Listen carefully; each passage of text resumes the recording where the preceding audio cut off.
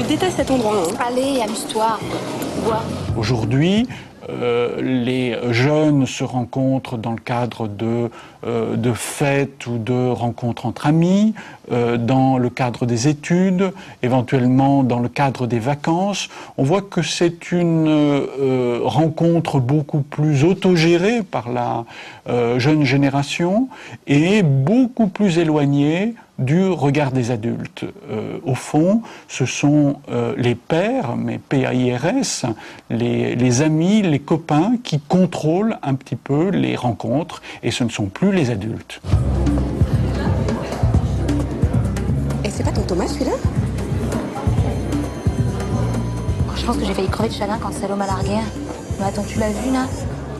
On avait rien à faire ensemble. Non, mais avec Bastien, c'est pas évident non plus. Hein. Je sais pas comment tu te débrouilles. Généralement, enfin bon, c'est inconscient, mais on se choisit sur des critères très précis. Par exemple, plus de 2 tiers des couples se constituent entre 2 personnes du même niveau social. Et quand il est différent, le plus souvent, c'est l'homme qui occupe le niveau supérieur. Bah, de ce côté-là, Bastien est parfait. Les origines sociales, par exemple, les milieux dans lesquels les personnes ont été élevées sont très proches entre hommes et femmes. Les niveaux d'éducation, c'est-à-dire les diplômes qu'ils ont, sont également assez proches. Il y a des milieux sociaux qui sont plus homogames, plus fermés sur eux-mêmes que d'autres. Il y a des processus de sélection de l'entourage assez forts qui font que des gens de la bourgeoisie n'épousent jamais des personnes originaires de milieux ouvriers, par exemple. D'un autre côté, en milieu populaire, on va dire parmi les ouvriers, par exemple, eh bien, il y a aussi une assez forte homogamie. C'est-à-dire que les gens de milieu ouvrier se retrouvent assez généralement entre eux. Et c'est peut-être un peu plus dans les groupes moyens, ceux qui circulent, ceux qui ont connu déjà une sorte de mobilité sociale, qu'on trouve un petit peu plus de mobilité, un peu plus d'hétérogamie avec les conjoints. Mais les sites de rencontres qui explosent depuis quelques années sur Internet ne vont-ils pas favoriser le mélange et donc modifier cette forte tendance à l'homogamie? Les personnes trouvent sur les sites de rencontres comme première chose des indications sur la profession de la personne, son diplôme, sa taille, son âge, et ensuite ils se mettent à discuter ensemble de quoi? De leur goût, de leur mode de vie, de ce qu'ils aiment en matière de musique, de leur profession, de tous ces aspects-là. Par ailleurs, on peut voir ceux qui ont une bonne orthographe et ceux qui n'ont pas une bonne orthographe. Donc, c'est quelque chose qui ressemble presque à une opération de recrutement professionnel. Dans ces conditions-là, on ne voit pas comment même Internet pourrait réduire le niveau d'homogamie sociale. Non, mais il y a aussi les critères physiques. Pareil. Bastien gagne le concours du plus beau mec, non? Ah non, mais je ne parle pas de beauté, là. La femme cherche le meilleur géniteur et l'homme, la femme la plus apte à lui donner une descendance. Ouais, non, mais à quoi tu vois tout ça, toi? Par exemple, pour les femmes, l'homme idéal a un rapport hanche-taille entre 0,8 et 0,9 et un rapport taille-épaule de 0,6. Mais attends, on est en pleine science-fiction. Sommes-nous attirés universellement par certaines mensurations, certaines caractéristiques physiques, une sorte de géométrie idéale du corps? C'est ce que pense un professeur de psychologie britannique. Il base lui aussi sa théorie sur les recherches en psychologie évolutionniste des 20 dernières années. Il y a 2 écoles de pensée. L'une dit que la beauté est dans l'œil de celui qui regarde. Donc chacun voit différemment, choisit des gens différents. et il ne peut exister une science de la beauté. Mais les psychologues évolutionnistes disent « si, cela existe ». Nous choisissons un partenaire pour sa capacité à avoir des enfants, et il y a un consensus universel sur le fait que certaines personnes sont plus attirantes que d'autres. Ils ont listé les facteurs qui pourraient jouer sur cette attractivité, comme notre indice de masse corporelle, ce qui donne la forme de notre corps. D'autres ont parlé du rapport hanche-taille, ou bien du rapport jambe-torse, ou encore du niveau de symétrie. Et ainsi, il y a une dizaine d'années, nous avons commencé à étudier cela. En fait, ce n'était pas mon idée au départ, mais celle d'un psychologue américain nommé Singh.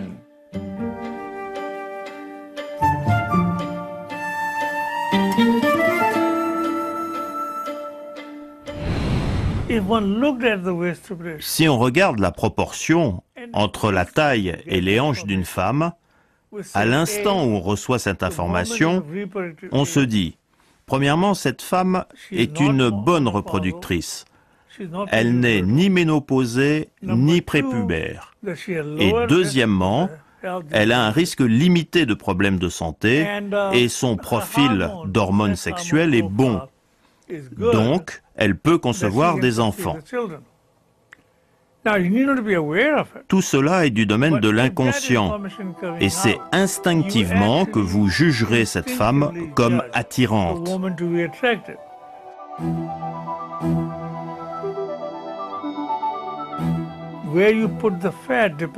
L'endroit où se fixe la graisse dépend des hormones sexuelles. Enfants, garçons et filles se ressemblent, ils ont exactement la même silhouette.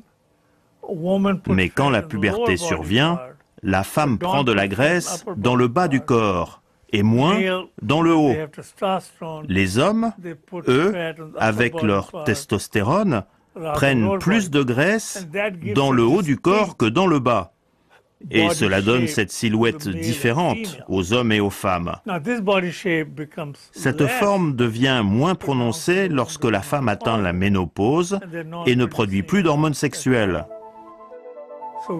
Alors nous avons décidé de créer des dessins de simples silhouettes représentant 3 niveaux de poids et 4 rapports taille-hanche. Et nous avons pris tout un éventail de gens aux États-Unis, différents niveaux d'éducation, différents groupes ethniques, et tous ont jugé la silhouette avec un poids normal et un rapport taille-hanche de 0,7 comme la plus attirante. Maintenant, si notre évolution a modelé notre esprit dans ce sens, cela ne peut pas être valable qu'en Amérique. Vous devez montrer qu'il y a un consensus là-dessus dans toutes les cultures. ¿Y cuál dices que pareces la más atractiva? Este. ¿Y por qué dices este? Porque ya cadera buena, tienen solo más o menos piernotas. Alors les gens rétorquent, oui, mais il y a l'influence des médias. On regarde les mêmes médias partout. Notre façon de répondre à cela a été d'aller à la rencontre de l'un des peuples les moins exposés aux médias. Il y a une tribu, appelée les Chiviards, qui vit dans une réserve, en Amazonie.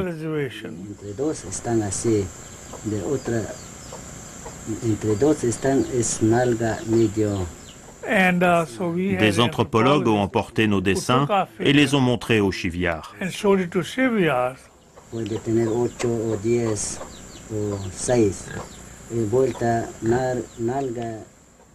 Et eux aussi ont choisi la femme avec le rapport taille-hanche bas.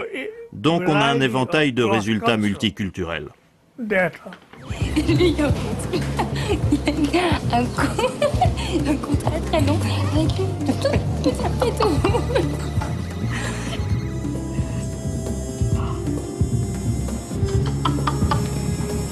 Tu vas bien ma chérie? Oui. Ça va? Tu vas bien? Les hommes qui ont un rapport taille-hanche entre 0,8 et 1, une fourchette étroite, ont aussi une forte production de testostérone, plus de sperme, et ils sont moins sujets aux maladies. Donc, on a fait la même chose avec des silhouettes d'hommes en demandant à des femmes lequel est en bonne santé, lequel est attirant. Et toutes ont indiqué celui avec un rapport de 0,9. Regarde, lui là-bas, par exemple. On trop étroit d'épaule, celui-là. Ah ouais. Ah, c'est clair. Le facteur qui détermine le plus l'attirance des femmes pour un homme, c'est cette forme en V, des épaules larges sur une taille normale. Et tu l'as vu là? Il a les pattes arrière vraiment trop courtes, ça va pas.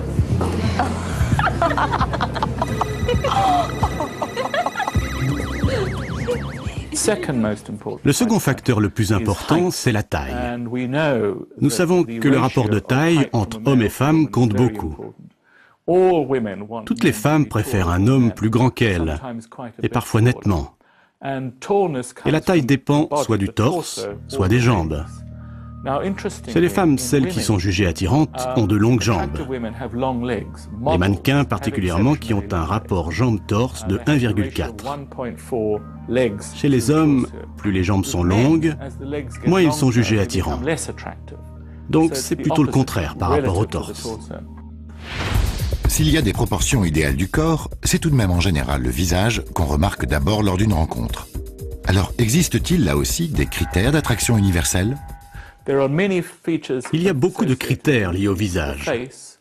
Par exemple, un facteur vrai pour les hommes, comme pour les femmes, c'est ce qu'on appelle la symétrie. Il est capital que les gens soient très symétriques. Parce que la dissymétrie, le manque de symétrie, indique des problèmes à la naissance et de possibles problèmes pour avoir des enfants. Donc la symétrie compte beaucoup.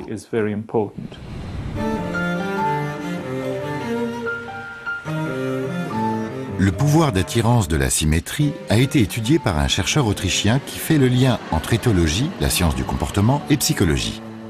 Il s'intéresse particulièrement au visage en confrontant leur anatomie, leur apparence et l'effet psychologique qu'ils produisent. Pour cela, il fait photographier ou scanner des centaines de visages et demande ensuite à des volontaires d'évaluer leur qualité. Dans les années 90, on a découvert en biologie un principe qui semblait valable pour tous les organismes à symétrie bilatérale. Donc c'était valable pour les insectes, les oiseaux et beaucoup de mammifères. Plus il y a de symétrie, plus il y a de capacité de reproduction. Il restait un petit pas à franchir pour appliquer ce principe au visage humain. Et c'est ce que nous avons fait à partir des années 90. Au départ, ça a été lancé de façon un peu fantaisiste, comme souvent en science. Parce qu'on a dit, tout ce qui marche pour les scorpions et les mouches doit marcher pour les humains. Nous y avons travaillé et de fait, ça marchait.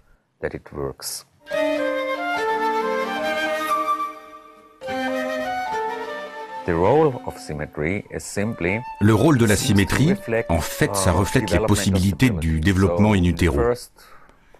Durant les 4 à 6 premières semaines de grossesse, il y a souvent des éléments extérieurs qui provoquent des perturbations de l'environnement interne et du développement de l'embryon.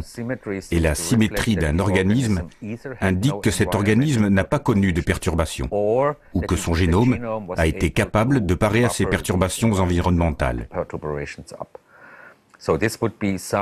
C'est donc un signe de qualité de ce génome et de sa capacité à se reproduire dans de nouveaux organismes. Ça semble être aussi lié à la santé. Les femmes ont plus d'orgasmes ou des orgasmes plus intenses avec des hommes symétriques.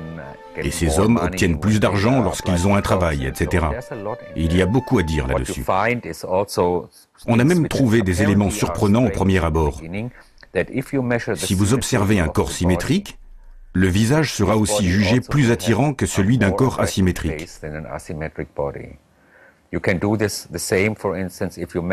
Dans le même ordre d'idées, si vous avez un corps féminin symétrique, ce corps produira aussi une odeur jugée plus attirante que celle d'un corps asymétrique. Et on connaît beaucoup d'interactions de ce genre entre le corps et ses signaux. C'est ce qu'on appelle une hypothèse à signaux multiples. Le corps en lui-même, avec son visage, ses odeurs, sa texture de peau, est un ornement cohérent. Et c'est probablement le résultat de la sélection sexuelle.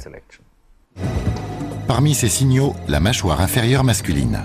Très affirmée, elle trahit un fort taux de testostérone, voire une tendance dominatrice. Mais les femmes ne s'attachent pas qu'à ces détails physiques, elles. Les femmes ont une autre façon de juger. Elles s'intéressent à la silhouette, mais aussi à l'intelligence sociale des hommes. Elles aiment qu'ils soient charmants et drôles, et aussi qu'ils soient riches. Vous pouvez le voir en feuilletant les petites annonces dans les journaux. Chacun annonce ce qu'il cherche. Les hommes recherchent des femmes plus jeunes et sexy, et les femmes des hommes riches et plus âgés. Les hommes ont toujours tendance à préciser plus d'aspects physiques que les femmes. Les femmes veulent des hommes qui ont une bonne profession, donc de bons revenus, relativement en forme, relativement stables et charmants. Donc elles ne sont pas aussi intéressées par l'attractivité physique des hommes que eux ne le sont par celle des femmes. Non mais attends, c'est grotesque cette histoire de critères. C'est vrai, les hommes ont changé, les femmes aussi. Bah surtout les femmes. Bah oui, on ne cherche plus le parfait étalon de la génitrice idéale. Non. Bah non, excuse-moi de te dire, mais on n'est plus au temps des cavernes. Non, mais nos hormones n'ont pas évolué aussi vite que notre cadre de vie et notre psychologie. Nous avons évolué au cours du temps. Dans les années 50, il y avait Marilyn Monroe. Et la silhouette change. D'ailleurs, il y a eu des études. On a pris la page centrale de tous les magazines Playboy. Et on a pu voir l'évolution. Donc c'est vrai, la culture a un certain impact au cours du temps, sur ce que nous jugeons plus ou moins beau. Par exemple, les femmes sont devenues plus minces avec le temps. Et je crois que si nous mettons en balance la culture et ce qui découle de notre biologie, ce que les résultats des études montrent, c'est que les critères biologiques l'emportent. Ce sont eux qui permettent le mieux de définir la beauté.